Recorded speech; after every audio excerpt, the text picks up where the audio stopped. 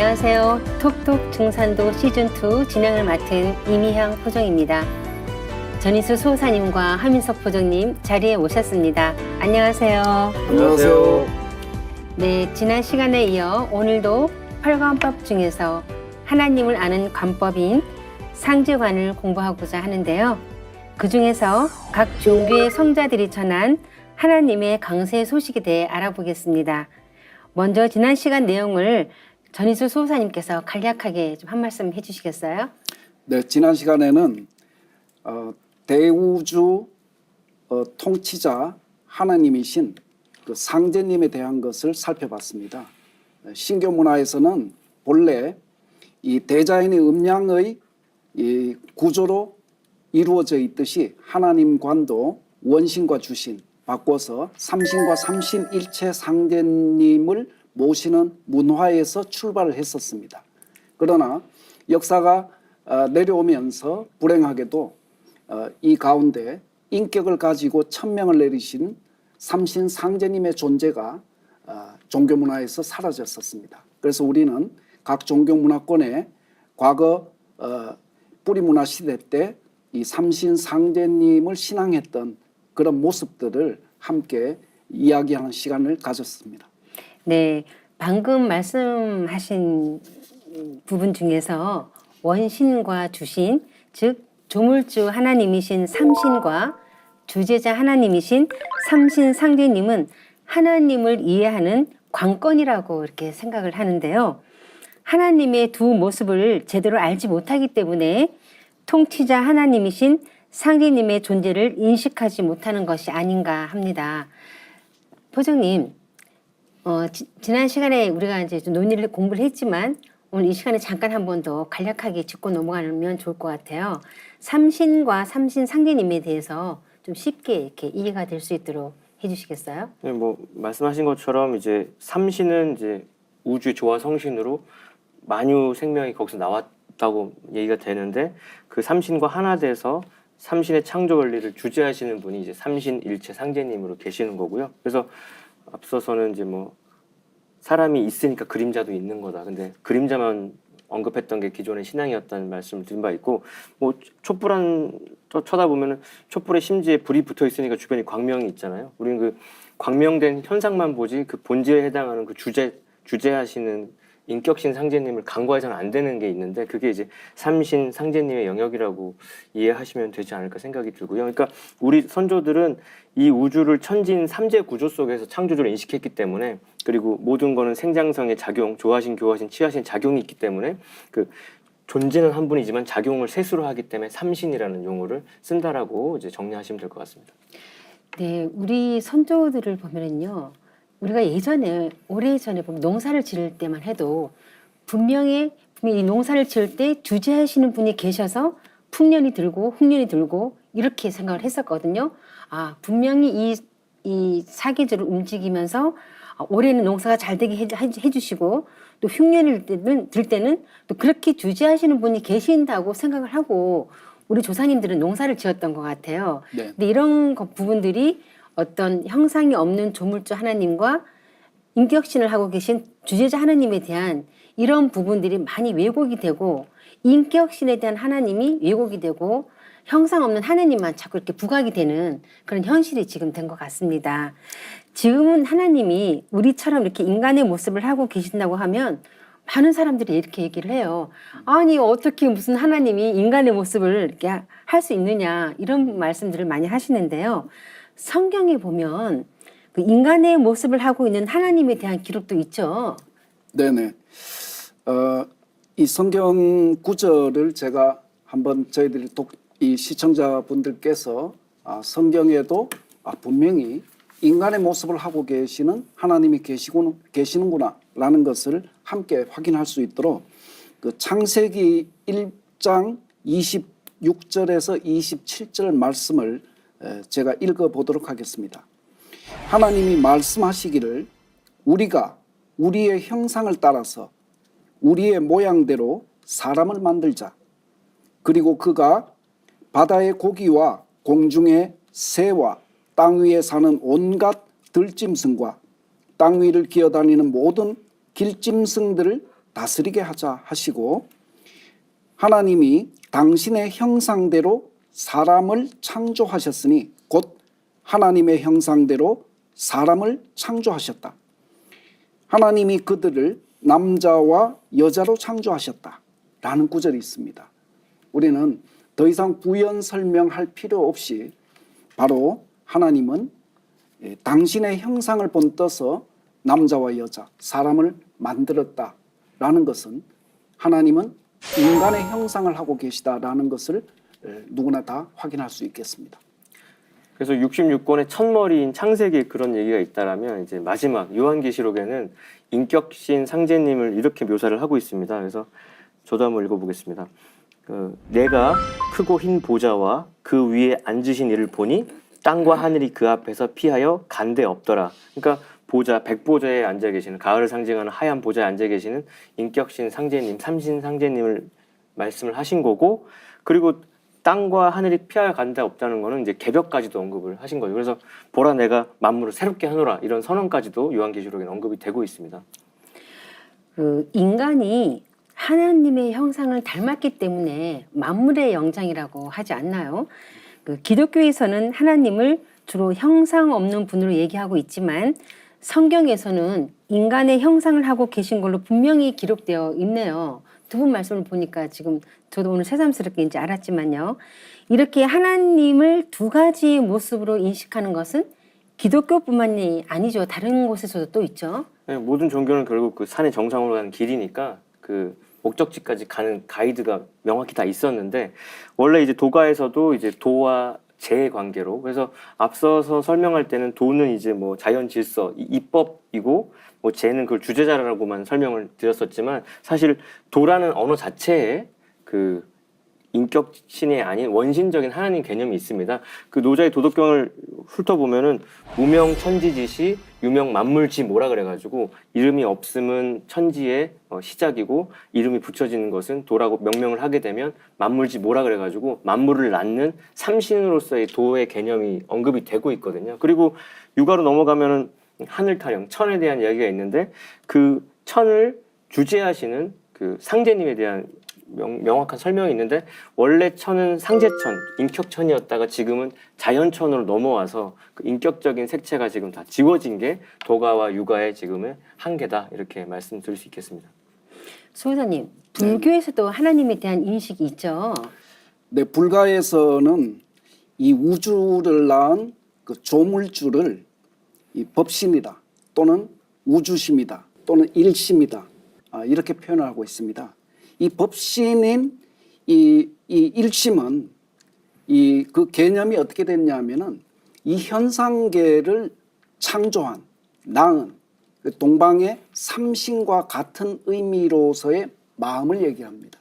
그러니까 우리가 지금 불가 신앙이 그 역사적으로 본래 가르침에서 멀어지다 보니까 이 개개인이 가지고 있는 그 마음이 아니라 그 이 우주를 창조한 그 마음을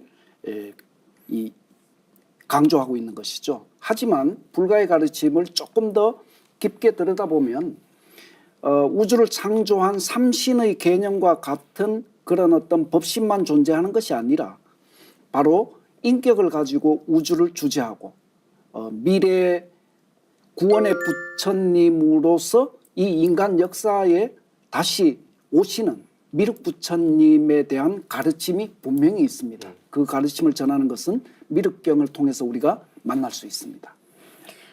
네, 불교에서는 하나님에 대해서 얘기를 안 하는 걸로 알고 있었는데요. 지금 말씀하신 것처럼 일체유심조라는 말이 인간의 마음뿐만이 아니라 그 우주를 낳는 조물주 하나님이 그 말씀이 결국 궁극적으로 그 안에 들어있다는 것을 이제 전하고자 하는 메시지인 것 같습니다. 그리고 그 중요한 것은 결국 각 종교에서 말한 그 절대자는 호칭만 다를 뿐이지 한 분 하나님을 기다린 것이다라고 이제 말씀드릴 수 있을 것 같아요. 부조님, 그렇다면 그 미륵불과 메시아에 대해서도 좀 이렇게 좀 설명해 주시겠어요? 제가 중학교 3학년 때 이제 다이제스트 개벽책을 딱 보고 충격을 받았던 대목이 그 대목인데요.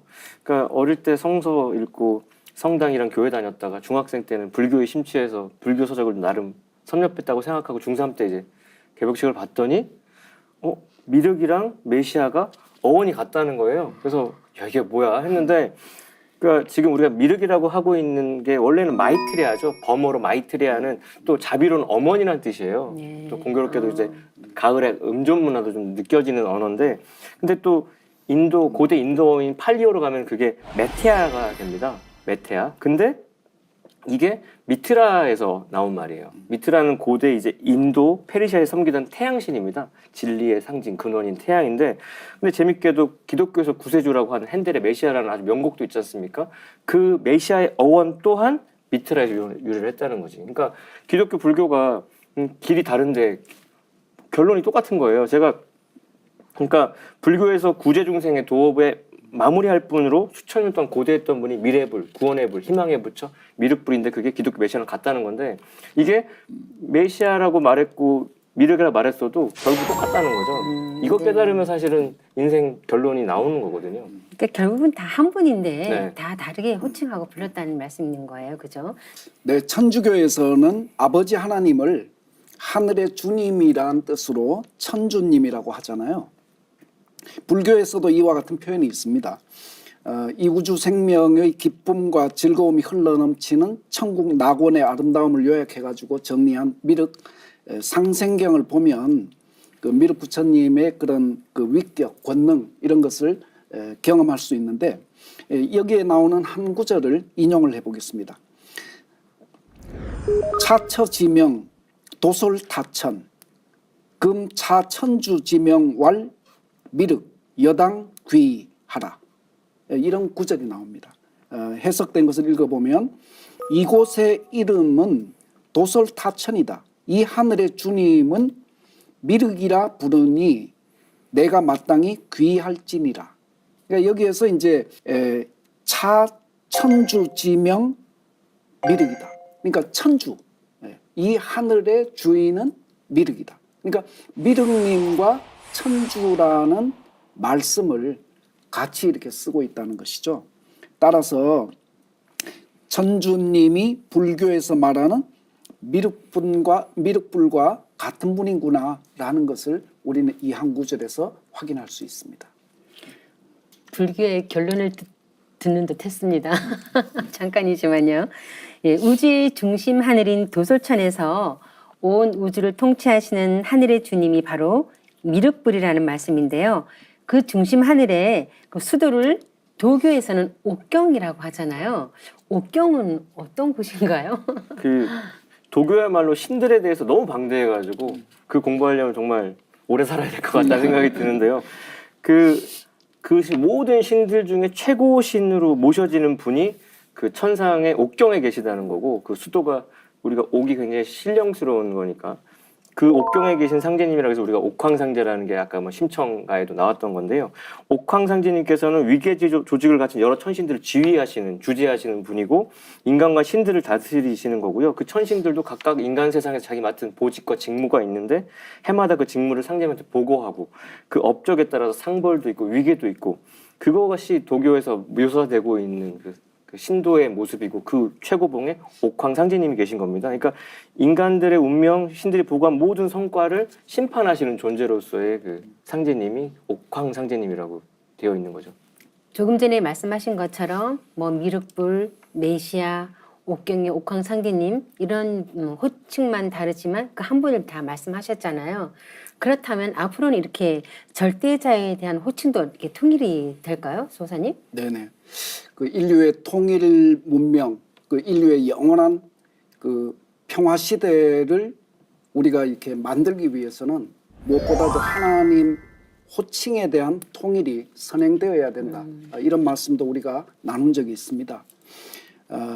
그렇다면 왜 이제 분열될 수밖에 없었냐? 호칭이 각각 문화권에 따라서 달라졌냐? 그것은 이 지금껏 인류가 선천, 봄, 여름 시대를 살아왔기 때문에 이 선천, 봄, 여름의 이 특성은 이 분열, 성장하는 시간대이기 때문에 이 모든 문화도 그렇게 분열될 수밖에 없었습니다. 따라서 하나님의 호칭도 문화권에 따라서 다르게 써왔던 것입니다. 하지만 후천은 모든 변화가 통일로 돌아가느니라고 하는 상제님의 말씀처럼 통일 문화를 지향하기 때문에 이제 상제님 진리를 통해서 하나님의 호칭이 바로 쓰는 통일되는 그런 이 시대가 열리게 됩니다. 하나님에 대한 올바른 호칭은 이 상제님으로 이제 통일되어야 하리라고 봅니다.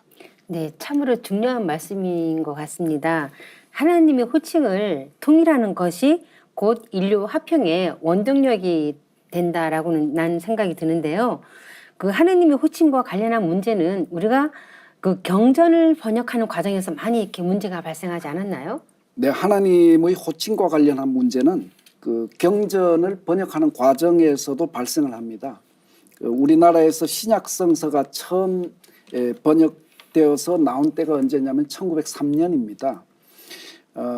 거기를 보면은 이 상제의 자 예수 그리스도라고 하는 구절이 나옵니다. 이 자는 아들 자자, 그러니까 상제님의 아들 예수 그리스도라는 구절이 나오는데 이 상제를 그 주석에는 또 어떤 구절이 있냐면은 주석을 보면 상제를 천주라고 또 주석을 했습니다. 사실 성서는 진짜 제가 독하게 읽어본 적이 있어서 얘기할 게 많은데 원래 아람어죠. 예수님 말씀은 아람어인데 그게 그리스어로 바뀌고 그게 라틴어로 바뀌고 그게 이제 성서가 보편화되면서 독일어로 바뀌고 그 독일어 성서가 영어로 바뀌고 우리는 아까 1903년도에 그거를 우리나라 말로 신약 성서로 바꿔가지고 상제자 예수 그리스도 이렇게 온 건데 번역하면서 오류가 많고 뉘앙스를 못 찾는 게 많은데 그래서 놓쳐지는 것도 많고 우리가 잘못된 관념으로 상제님의 인격성도 놓쳐버리고 그랬는데요. 이게 번역하고 관련해서는 재밌는 것들이 있어요. 우리나라 지금 대한민국의 초대 대통령의 영부인이 프란체스카 여사님이신데 외국인. 그래서 원래 고향이 오스트리아입니다. 오스트리아. 근데 그 당시 국민들이 호주댁이라고 불렀어요. 호주는 오스트레일리아거든요. 근데 오스트리아랑 오스트레일리아를 헷갈리는 거예요. 그러니까 이게 번역이 잘못되면서 인식 속에 그렇게 자기는 밟아본 적도 없는 호주가 자기의 고향이 된 거거든요. 그러니까 저희가 도장도 있는 그 오스트리아 빈에 가면 그런 간판이 많아요. No kangaroo in 오스트리아. 호주랑 오스트리아 헷갈리니까 오스트리아에는 호주에 있는 캥거루가 없다라고 간판이 이렇게 많거든요. 그러니까 그렇게 호칭이나 번역이 잘못돼 버리면 그런 경고문이 생기는 것처럼 우리가 인식 속에서도 그런 착각이 생긴다는 거. 예, 그 말씀을 꼭 드리고 싶었습니다. 네. 처음에 그 성경에 The Lord of God라는 그 구절을 상제로 번역한 것을 다시 하나님으로 바꾼 것이니까 결국 상제와 하나님은 같은 호칭이라는 것을 알 수 있는데요. 중국에서는 지금도 하나님을 상제라고 표현하고 있는 걸로 알고 있어요. 소사님, 그 중국 한자 문화권에서의 그 상제라는 호칭도 어떻게 보면 우리도 좀 친숙한 면이 있지 않나요? 네, 이 한자 문화권에서는 본래 상제라는 호칭이 지금도 쓰여지고 있죠. 그렇지만은 아까 우리 애국가에서 봤듯이 우리나라도 한자 문화가 살아 있을 때는 이 애국가에 상제라고 불러왔었지 않습니까? 하지만은 이제 한글이 보편화되면서 이제 이 절대자 하나님 에 대한 표현이 이 상제님 이렇게 하면은 굉장히 낯설게 생각을 합니다. 그래서 그래도 지금은 저희 상생방송을 통해서 많이 진리가 보급되고 있기 때문에 그나마 덜하지만 제가 상제님 진리를 처음 만났을 때쯤에는 굉장히 이상한 눈으로 저를 바라보는 그런 경험을 많이 했습니다. 지금 비록 늦었지만 지금이라도 하나님의 올바른 호칭인 이 상제님을 바로 찾는 일들이 진행되어야 되리라고 생각을 합니다. 네, 수호사님 말씀하시니까 상생방송을 처음 접했을 때 그 상제님이라는 성구 말씀이 나왔어요. 상제님께서 김형렬 성도를 데리고 공사 보시는 부분인데 상제님? 상제님이 누구시지? 처음 듣는 그 생소한 단어에 굉장히 제가 이렇게 낯설었었거든요. 너무도 모르고 살았구나. 그냥 하나님이라는 막연한 단어는 들어봤지만 상제님이라는 단어는 처음 들어봤기 때문에 굉장히 이렇게 좀 생소했던 기억이 지금 납니다. 참 안타깝죠. 어떻게 보면. 네. 지금 수호사님께서 말씀하신 그런 부분들이 우리가 상제 문화를 얼른 빨리 찾아야 되고 회복해야 되는 부분에 공감이 많이 가는데요. 우리가 전 인류에게 이렇게 하나님에 대한 본래 호칭을 찾아주는 것이 얼마나 중요한지를 이렇게 다시 한번 이렇게 말씀드리고 싶습니다. 부장님, 하나님의 공식 호칭은 상대님이라는 것을 좀 간략하게 한번 좀 간단하게 한번 좀 우리가 소개해 주시죠. 이제 누차 얘기해 왔는데요. 뭐 공자님도 그렇게 주유천하하면서 자기가 이렇게 천하를 경영할 수 있는 자리에 갔을 때 제일 먼저 하는 일로 정명, 이름부터 바로 잡겠다. 사물에 올바른 이름을 붙이는 거 했는데 그 하나님에 대한 개념 정명에 있어서는 상제라는 용어가 가장 먼저 바로 잡혀야 될 겁니다. 그래야 그로부터 모든 게 바로 잡히는 거죠. 맞습니다. 근데 그 앞서서도 우리가 언급했듯이 상제라는 용어에는 일단 인격성이 들어 있어요. 천상의 천상상자니까, 그리고 다스리고 마름질하는 그 주재하는 제자니까 천상에 계시는 인격성을 갖고 있고 통치성도 갖고 있다는 거. 그리고 내내 우리가 구한말까지 대한제국 때까지도 상제라는 용어를 썼는데 우리가 그 용어를 잃어버린 지 100년도 채 안 된 거란 말이죠. 그러니까 그 인격성과 통치성과 역사성을 생각할 때 상제라고 말하는 거는, 이걸 되찾아오는 거는 반드시 필요하다, 이런 생각을 하게 됩니다. 네, 지금까지 두 분의 말씀을 종합해 보면요. 하나님은 형상이 없는 조물주 하나님과 인간의 형상을 한 주제자 하나님이 계신데, 그 통치자 하나님을 삼신상제님, 옥황상제님, 또 백보자의 아버지 하나님, 천주님, 미륵님, 메시아, 이렇게 다양한 호칭으로 불러왔다는 것을 알 수 있습니다.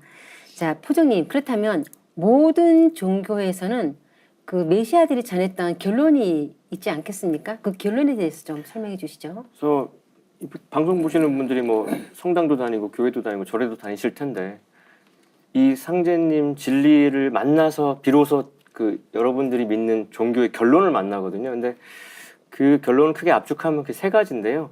일단 선천 종교, 기존 종교의 본질이라는 게 도시교민 화민, 그러니까 백성들을 가르쳐서 새롭게 교화하는 사명을 갖고 있는 여름철 진리라는 걸 깨달아야 되고요. 이거는 과도기적인 진리라는 걸 각성한 상태에서, 근데 성천 성자들 가르침은 그 인간을 교화하고 인류 문명을 이렇게 꽃피우는 데까지는 지대한 공동을 끼쳤습니다만은 그들의 깨달음의 한계 때문에, 그리고 후학들의 그 왜곡 때문에 이 세상을 근원적으로 변화시키지 못한다는 어떤 문제의식이 있어야 되고, 그러면 그들의 가르침의 총결론, 구원론의 핵심이 뭐냐면, 첫째는 앞으로 대병국이 온다는 거죠. 그 병국 속에 정체는 이제 가을 개벽이죠. 그래서 지축이 선다, 병이 돈다, 전쟁이 터진다라고 하는 엄청난 충격이 있는데, 그 충격을 거치고 나면 정말로 새 세상이 펼쳐진다. 우리가 꿈꿨던 이상 세계가 가을 개벽 후에 후천 성경으로 온다는데, 그냥 오는 게 아니라 이 우주의 주지자께서 친히 인간으로 오셔서, 기독교의 메시아, 불교의 미륵님이 친히 오셔서 이 모든 것을 완성시켜 주신다는 거죠. 그러니까 메시아의 인간 강세가 모든 종교의 결론입니다. 그걸 깨닫고 증사원들을 만나면 이제 인생 결론이 나오는 거죠. 근데 지금 현실은 그걸 깨닫지 못하고 있잖아요. 강세하신다는 거에 대해서 전혀 이렇게 인식을 못하고 있는 부분인데요. 조물주 삼신과 하나 되어서 우주를 다스리시고 계신 그 통치자 하나님, 또 인간의 형상을 하고 천상 옥경에 백보자에 앉아 계신 하나님, 그리고 장차 인류를 구원하기 위해 이 세상에 오신다고 했던 구원의 메시아 아버지 하나님이 바로 1871년 후천 가을 개벽기를 맞아 인류에게 새 세상을 열어주시기 위해 이 땅에 강세하신 증산 상계님이십니다. 소호사님, 증산 상계님께서 여러 가지 호칭으로 이제 당신님의 신혼을 말씀해 주셨잖아요. 네, 어떤 부분인지 좀 말씀해 주시죠. 네, 간단하게 상대님께서 이 땅에 오셔서 당신의 신원을 밝혀주신 그 도전의 말씀 몇 가지만 살펴보고 정리하도록 하겠습니다. 도전 10편 33장에 보면 내가 미륵이니라. 금산사 미륵은 여의주를 손에 들었거니와 나는 입에 물었노라. 이런 말씀이 있고요. 그리고 2편 30장에는 동경대전과 수훈가사에서 말하는 상제는 곧 나를 이름이니라 이런 말씀이 있고요. 그리고 3편 184장에는 동학주문에 시천주 조화정이라 하였으니 나의 일을 이름이니라 이런 구절이 있습니다. 이상의 상제님의 그 도전 말씀을 통해서 우리가 종합할 수 있는 것이 상제님께서는 당신의 신원을 어떨 때는 미륵으로 칭해 주시고 또 어떨 때는 상제 또는 천주로 호칭을 하시면서 당신의 신원이 결국에는 한 분 상제님이 호칭만 다를 뿐 동일한 분이다라는 것을 밝혀주셨다고 생각을 합니다. 네. 그러니까 각 종교가 말만 다르지 결론이 똑같다는 얘기죠. 그래서 우리가 기차 타고 가나 지하철 타고 가면 한국말로 나오고 중국말로 나오고 일본말로 나오는데 우리는 알아듣는 것만 알아듣지만 내내 네 목적지가 여기는 여기서 내리라는 얘기잖아요. 그러니까 하늘의 태양이 하나이듯이 우주를 통치하신 하나님도 한 분이십니다. 그 태양을 뭐 선이라고 하고 우리는 해라고 하는 것 뿐이죠. 그래서 예수석과 공자, 노자가 외친 절대자를 다양한 문화권을 통해서 이렇게 펼쳤는데 그거를 이제 동일한 한 분으로 우리가 각성하는 것부터가 이제 우주 가을로 넘어갈 수 있는 첫 발을 떼는 건데 그분이 이제 증산 상제님이시고요. 그래서 상제님께서 친히 당신과 성자들과의 관계를 명명백백하게 언급해 주신 게 있고 이 구절에 무릎을 치고 도문에 들어오신 분들 꽤 많습니다. 그래서 도전 한번 읽어보도록 하겠습니다. 2편 40장을 보면요. 예수를 믿는 사람은 예수의 재림을 기다리고 불교도는 미륵의 출세를 기다리고 동학신도는 최순의 갱생을 기다리나니 누구든지 한 사람만 오면 각기 저희 스승이라 하여 따르리라. 예수가 재림한다 하나 곧 나를 두고 한 말이니라. 공자석가 예수는 내가 쓰기 위해 내려보내느니라. 해서 상제님께서는 기독교를 콕 집어서 그게 아니라 나를 얘기한 거다. 그리고 나는 예수만을 독생자로 내려보낸 게 아니라 공자, 석가, 노자 똑같이 인간 성자로서 내려보낸 거고 다 각자의 사명과 본질이 있어서 내가 취해 쓸 뿐이라고 말씀을 하신 거거든요. 그래서 지금 상제님 성구 말씀 들어보면 각 종교의 본질이라는 게 기다림이거든요. 기다릴 대자 이렇게 한자로 딱 써보면 모양이 나오는데 우리는 시천주잖아요. 그 기다릴 대자랑 모시 시자는 획 하나 차이거든요. 그 획 하나 지워지는데 3,000년이 걸린 거예요. 우리는 그토록 기다려는 그분을 직접 만나서 모시는 신앙으로 넘어가는 거죠. 네, 참 좋은 말씀인 것 같아요. 네, 네. 기다리는 신앙. 네. 그 성부 하나님으로부터 세상을 교화하라는 사명을 받고 이제 그 성자들이 내려와서 외쳤던 그 외침은 다 공통점이 있었던 것 같아요. 대병국이 이제 온다. 그리고 그때는 인류를 구원하기 위해서 메시아가 이제 강세하신다. 자, 그리고 그 메시아께서 대병국을 극복하고 지구의 이상향을 열어주신다는 것인데요. 그럼 성자들이 전한 상제님의 강세 소식은 무엇인지 이제 구체적으로 이제 알아보겠습니다. 자, 먼저 불교에서는 미륵불의 강세에 대해서 어떻게 전하고 있는지 말씀 좀 해주시겠어요? 이 미륵 부처님의 강세 이 시기를 중심으로 저는 좀 정리를 해볼까 하는데요. 이 강세 시기의 특징인데 결론은 이제 대변국이 닥친다는 그런 석가 부처님의 가르침이 있습니다.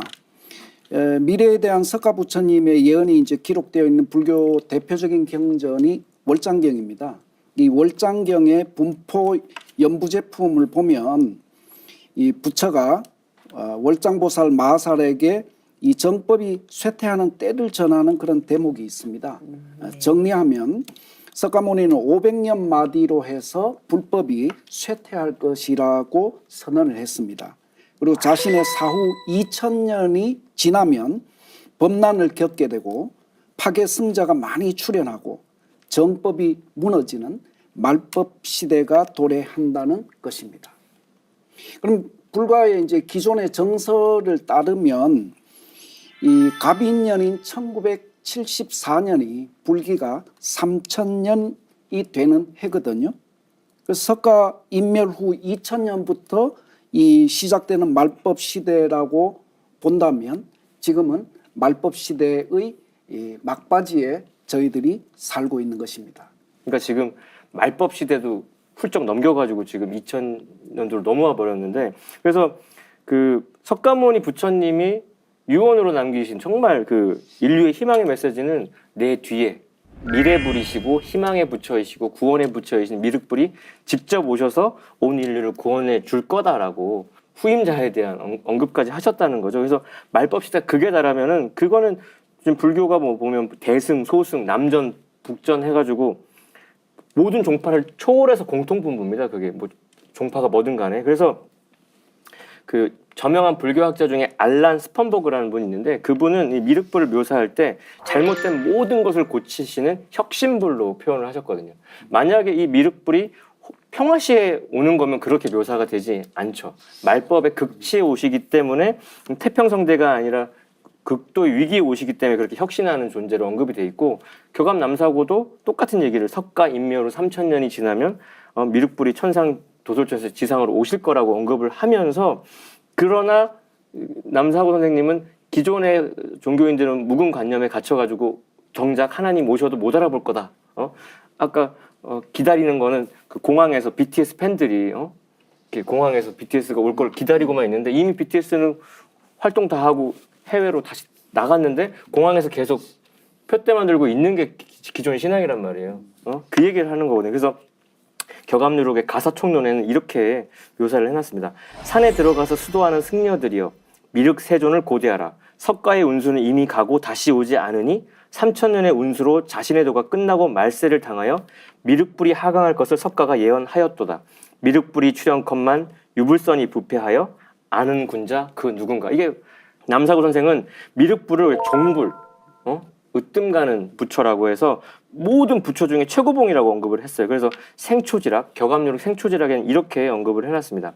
속세에 쌓인 모든 원한의 티끌을 털어내어 한 점의 탁한 기운과 질병과 악함이 없는 무궁한 신의 세계가 이루어지는구나. 모든 부처의 으뜸인 미륵왕이 출세하니 이제야 인간 세상의 모든 원한이 풀어지고 첩첩이 쌓였던 모든 근심 걱정, 춘풍에 쌓인 눈 녹듯 절로 사라지는구나. 그러니까 원한을 해소하는 해원의 진리를 들고 오신다는 것까지도 소상히 묘사를 하고 계시거든요. 더불어서 이제 부연해서 이렇게 제가 재미있는 얘기를 하나 덧붙인다면, 이 불가에서는 이제 4대 성문의 전설이라는 것이 있습니다. 이 내용은 뭐냐 하면은 석가 부처님께서 인멸에 이제 들기 전에 자신의 가장 뛰어난 수제자 4명, 대가섭 부처, 군도발탄, 라운, 그리고 빈두루, 이 4명의 비구에게 지금 열반에 들지 말고 나중 자신의 도맥이 멸하고 없어지는 말법 시대에 다시 태어나서 도에 들어라. 이런 말씀을 내리시는 거죠. 굉장히 이제 충격적인 말씀이죠. 여기서 우리는 이 말법 시대에 도에 들으라고 하는 그 말씀 속에는 바로 도솔천의 천주이신 미륵부처님의 시대가 올 것이다, 이런 것을 읽을 수가 있고, 또 그 좀 전에 말씀하신 이 부처 중에 부처 종불로서의 이 미륵부처님의 도가 지금 석가모니 부처님의 도법보다 더 위대하고 석가모니 부처님의 도법의 이상을 실현하는 그런 진리를 가지고 오시는 분이다라는 것을 짐작할 수가 있겠습니다. 네, 그 가섭 존자는 석가 부처님의 그 수석 제자잖아요. 그 자신의 제자들에게 그 미륵 부처님이 오실 때 다시 태어나서 그 미륵님의 도법을 받으라고 이렇게 했다는 것은 석가모니가 얼마나 미륵님의 그 강세를 염원했는지 알 수 있는 대목인데요. 그런데 지금 그 불교에서는 석가불과 미륵불을 함께 모시고 있잖아요. 한민석 부처님께서 그 두 부처님이 어떻게 다른지 좀 많은 분들이 그 부분을 이렇게 이해를 못하고 있거든요. 석가 부처님과 미륵 부처님에 대해서 혼돈을 많이 하세요. 그 부분 좀 설명해 주시죠. 석가모니 부처님은 앉아 계십니다. 그게 좌불이거든요. 모든 절에 가면 그 앉아 계신 분이 석가 부처님이고, 선천의 이런 양의 분열 시대에는 그걸 차분하게 이제 진정시키는 어떤 방편으로서의 모습인데, 미륵 부처님은 구원의 부처님이시고 분주하게 돌아다니면서 진리를 전하고 건지셔야 되기 때문에 서 계신 입불로 묘사가 돼 있어요. 그래서 그 워낙 미륵 신앙을 이 땅에 뿌리 내리신 그 진표 율사님이 창건하셨던 그 금산산 미륵전에 가면은 시루 위에다가 이게 서 있는 부처를 모셔놨고, 그게 또 속리산 법주사에도 그런 모습이 있고요. 또 우리나라의 가장 큰 잎불로 돼 있는 논산 은진 미륵불도 보면은 가서 보면 너무너무 크거든요. 그렇죠. 진짜. 네. 그리고 우리가 이제 가장 이제 한류 팬들이 모여드는 그 코엑스 맞은편에 딱 가면 봉은사에 있는데, 그 봉은사에도 딱 잎불이 있으시거든요. 근데 또 서 있는 부처님의 그 모습 중에는 위에 이렇게 네모난 관을 쓰고 계세요. 응? 그냥 일반 부처님은 곱슬머리 꼬불꼬불 그렇게만 돼 있는데, 서 있는 부처님들은 다 네모난 이런 무슨 면류관 같은 걸 쓰고 있는데, 그게 육아에서 말하는 상제님, 도가의 옥황상제님의 형상이 오버랩되는 모습으로 그려놨기 때문에 앞으로 오실 천주 상제 미륵이 결합된 모습으로 이렇게 구별을 해놨다는 걸 아시면 좋겠습니다. 많은 그 불교 신앙을 하는 많은 분들이 또 아니면 그 외에 모든 분들도 이렇게 절에 갔을 때 좌불과 입불에 대해서 이렇게 구분이 확연하게 됐으면 좋겠어요. 보도님 말씀처럼 천상에서 우주를 통치하시는 도솔천의 천주 미륵불께서 대병국에서 인류를 건지시기 위해 이 땅에 오시는데요. 그 불교 경전에는 미륵불께서 이 세상에 강세하시는 모습을 그린 내용도 이렇게 있다고 하죠. 수사님, 그 부분에 대해서도 좀 한 말씀 해주세요. 네네. 제가 이 미륵부처님의 강세와 미륵부처님이 이 땅에 오셔가지고 인간의 위치에서 최상의 그 깨달음을 이루시는 그런 것이 그려져 있는 그 미륵경의 내용을 잠시 이렇게 살펴보도록 하겠습니다. 그 미륵 하생경을 보면 이 인간 세계의 미륵 천존의 부모님은 천상에서 지성으로 공덕을 닦은 그 순결의 상징이 되는 그 수범마와 범마월이라고 얘기를 합니다. 그래서 수범마와 범마월을 부모님으로 해서 하생경을 보면 저 때에 미륵존불이 도솔천에서 부모가 늙지도 아니하고 어리지도 아니한 것을 관찰하시고 문득 성령으로 강림하시어 탁태하여 달이 찬 뒤에 탄생하시니라. 이렇게 미륵불의 강림에 대해서 기록이 되어 있고요. 그 다음에 그때에 미륵님이 집에 계신 지 오래지 않아 집을 떠나 돌을 닦으리라. 개두성이 멀지 않은 곳에 보리수가 있어 이름을 용화라 하나니 미륵존불께서 그 나무 밑에 앉으시어 무상의 도과를 이루시니라. 미륵 부처님께서 이 천상에서 쓰시던 3개 대권을 인간 역사에 오셔서 인간의 위치에서 그 3개 대권을 쓰시는 그런 도를 이루시는 그런 그 정경이 아주 그림처럼 묘사되어 있습니다. 미륵존불께서 이제 어떤 성자도 이상이 될 수 없는 최상의 경지에 이르는 도통을 하게 되시는 순간을 그렸는데, 재밌는 것은 여러분들 마왕 파순 아시죠? 예. 어떻게든 일이 안 되게만 하는, 안 되게만 방해하는 그런 마왕 파순도 미륵 부처님의 그 득도에 너무 기뻐가지고 밤낮없이 7일 동안 미륵 부처님을 공경하고 예배를 드릴 거라고 이제 석종께서는 그렇게 전하셨습니다. 그래서 이제 그 미륵불이 강세는 하시는데, 그분의 그럼 강세 목적이 뭐냐도 이제 묘사가 되고 있거든요. 그래서 화엄경은 불가에서 다 유명한 경전을 알고 있는데, 거기에 그 언급이 되고 있습니다. 화엄경 입법계품을 열어보면은 거기 선제동자가 덕생동자랑 유덕동녀를 만나요. 그러니까 선제동자는 구도자의 상징이지 않습니까? 좋은 소식 없나 이렇게 탐문하고 다니는데, 이 두 동자와 동료로부터 미륵도법의 경계에 대한 한 소식을 듣고 충격을 먹습니다. 이 선제동자가. 그들은 어떻게 묘사를 하냐면 이렇게 얘기하죠. 미륵이 그 가운데, 비로자나 장엄장 가운데 계시니 본래 태어났던 부모와 권속과 백성들을 거두어 성숙해 하는 연고며, 또한 그대에게 보살의 해탈문을 보이려는 연고며, 보살이 모든 곳에서 자제하게 태어남을 보이려는 연고며, 이렇게 언급이 되는데, 핵심은 그거예요. 모든 부모와 가족과 백성들을 거두어서 성숙하려고 한다. 가을에 이렇게 오곡을 이렇게 결실하는 메시지로 미륵부처님의 강세 목적은 그 선천 성자들처럼 중생 교화에 머무르는 게 아니라 끝장 보러 오신 거예요. 완전히 다 추수해서 거두어서 익혀서 완전히 이제 뭐 자격증을 하나 완전히 줘버리는 그런 단계까지 책임지고 가 주시는 분이라는 거고요. 그러니까 이 화엄경하고 미륵경의 말씀은 결국 미륵부처님의 구원의 스케일, 이게 진짜 종불로서 모든 걸 끝장을 보러 오신 그 모습이 나오는데, 이거를 모르고 지금 석가모니만 찾는 건 너무너무 안타까운 일입니다. 그래서 네, 그 미륵불의 강세의 목적이 모든 백성들을 거두어서 성숙시키는 것이라고 하셨는데요. 그 상제님의 도인 증산에는 그 미완성시된 선천 문화를 찌고 또 익혀서 성숙시킨다는 뜻이 들어있는 것과 같이 그 상제님의 도와도 지금 말씀하신 부분이 상제님의 그 도와도 일맥상통한다는 그런 생각이 드는데요. 부처님, 그 시루라는 뜻은 어떤 뜻인가요? 그래서 왜 하필 하느님께서는 발음하기도 좀 어려운 증산이라는 존을 취하셨을까? 그 시루가 뭐길래?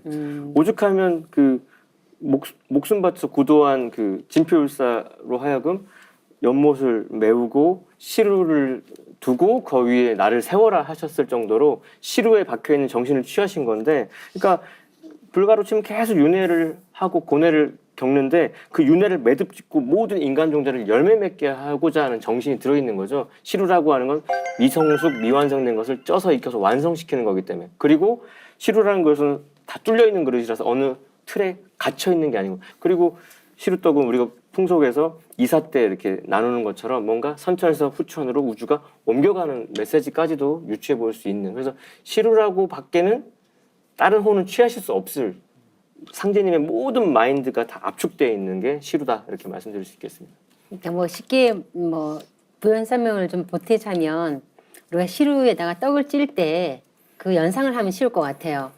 그 시루에다가 이렇게 갖은 잡곡이나 곡식을 넣고 익지 않은 곡식을 넣고 딱 이렇게 네. 발라가지고 찌잖아요. 네. 그러고 나면 밖에서부터 쪄서 익혀서 완성된 떡이 완성돼 나오잖아요. 그러니까 선천의 그런 미완성된 모든 문화, 사상, 종교, 철학들을 시루 같은 데다가 싹 담아서 완전히 익혀서 네. 딱 내놓겠다는 그런 뜻이 함축되어 있는 것 같아요. 맞습니다. 그래서 네. 네. 증산이라는 도를 쓰신 것 같습니다.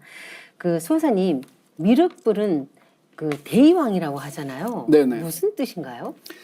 좀 전에 그 미륵부처님에 대한 다른 그 가르침에 대해서 그 아까 화엄경을 언급을 하셨거든요. 그 화엄경에 그 선제동사가 미륵님을 찬탄하는 이런 내용이 나옵니다. 그 구절을 제가 먼저 한번 읽어보면, 중생들이 번뇌병의 얽힘을 보시고 불쌍하게 여기는 큰 마음 내시어 지혜 약인 감노수로 소멸케 하시니, 이곳은 병든 세계를 고치는 위대한 대왕이 머무시는 곳이다. 그 한자 표현은 대의왕입니다. 대의왕. 병든 세계를 고치는 위대한 대왕. 대의왕으로 미륵부처님을 표현하는 거죠. 그래서 상제님께서 이 미륵부처님으로 오셨는데, 상제님께서 이 땅에 오셔서 천지를 진단하시고 당신님께서 하시고자 하시는 그 이 일에 대한 그런 정의를 알아볼 수 있는 이 성과 하나를 살펴보도록 하겠습니다. 2편 16장, 도전 2편 16장 말씀인데요.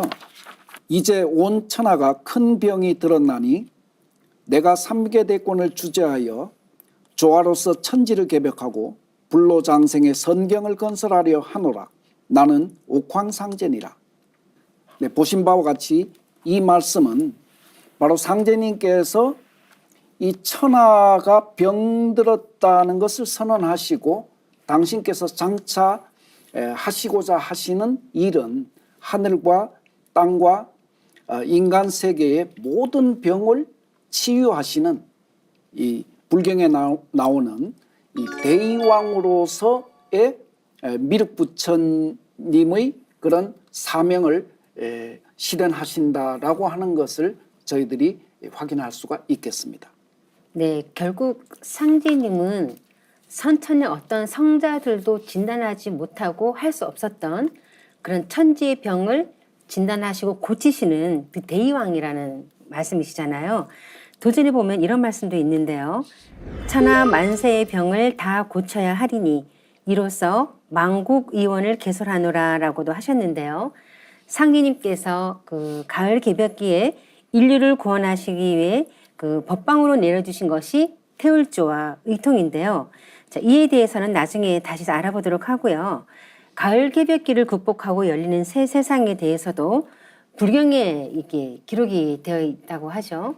네. 그래서 이제 정말 이게 정말 이루어져 할 정도의 이야기들인데 이 미륵 하생경에 보면은 그 미륵 부처님의 그 무상한 조화력으로 이 지상 세계가 최상의 성경으로 변하는 모습을 이렇게 묘사합니다. 그때는 기후가 고르고 사시가 조화되며 사람의 몸에는 여러 가지 병환이 없으며 욕심, 성냄, 어리석음이 없어지고 사나운 마음이 없으며 인심이 골라서 다 한 뜻과 같으니라. 지축이 수니까 우주 환경도 완성되죠. 거기서 인간도 완전히 DNA 구조가 바뀌어서 병환이 없으니까 저는 이제 할 일이 없어지죠. 그리고 서로 지금 갈등하는데 서로 한 마음 한 뜻으로 정말 일심으로 다 같이 웃고 떠들고 기뻐하는 세상이 열린다. 그리고 이제 그때가 되면 이 세상의 백성들이 다 고루 잘 살아서 차별이 없으며 여자들은 500세가 된 연후에나 시집을 간다.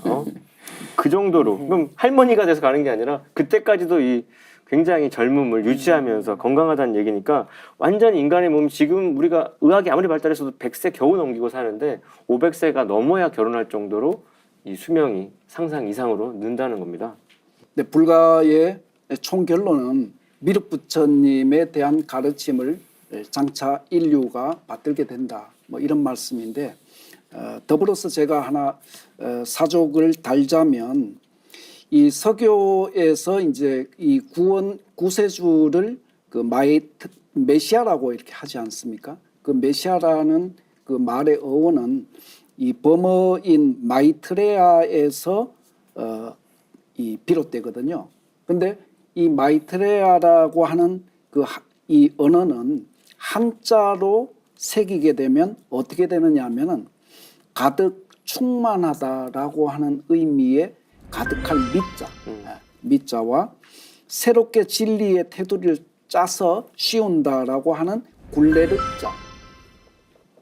그래서 결론은 미륵으로 한자어로 번역이 된다는 것입니다. 그래서 인간 세상이 극단적으로 타락하고 종교도 극한 분열을 하면서 서로 대립을 할 때 미륵 부처님이 이 땅에 강세하셔서 새로운 대도로서 구원의 틀을 짜주셔서 우주 3계를 통일하신다는 의미가 내재되어 있습니다. 네, 지금까지 각 종교의 성자들이 상규님의 지상 강세를 외친 내용들을 경전을 통해서 살펴보았는데요. 성자들이 하나님께서 이 땅에 오실 것을 학수고대하며 기도드렸다는 것을 알 수 있었습니다. 다음 시간에도 성자들이 전한 상제님의 강세 소식에 대해서 계속하여 알아보겠습니다. 지금까지 시청해주신 시청자 여러분, 감사합니다.